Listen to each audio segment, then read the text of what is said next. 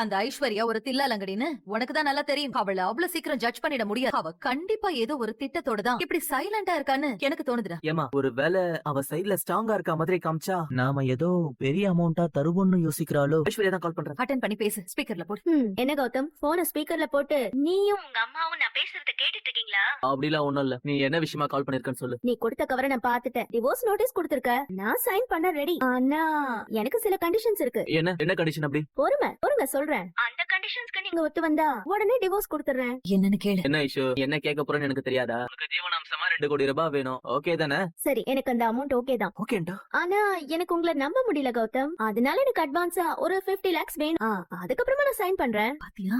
ஏய் அதெல்லாம் முடியாது. நீ பணத்தை வாங்கி ஏமாத்திட்டா நான் என்ன பண்றது? 50 lakhs எல்லாம் கொடுக்க முடியாது. வேணும்னா நான் ஒரு சின்ன அமௌண்ட் அட்வான்ஸா கொடுக்குறேன். அதுக்கப்புறம் நீ சைன் போடு. கௌதம் நான் சைன் பண்றேன்னு சொன்னதுக்கு அப்புறமும் நீ பணத்தை கொடுக்காம ஏமாத்தணும்னு நினைக்கிறது எனக்கு நல்லாவே தெரியும். நீ எல்லாம் திருந்தவே மாட்ட. உன்னை வாழ்நாள் முழுக்க கதற வைக்கிற. சரி நீ அமௌண்ட் அனுப்பு, நான் சைன் பண்றேன்.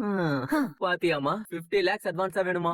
அவ கேட்டா நான் கொடுத்துருவேனா? அதானே 50,000 அனுப்பி விட்டு எப்படி வேலையை முடிக்கிறேன்னு மட்டும் பாரு.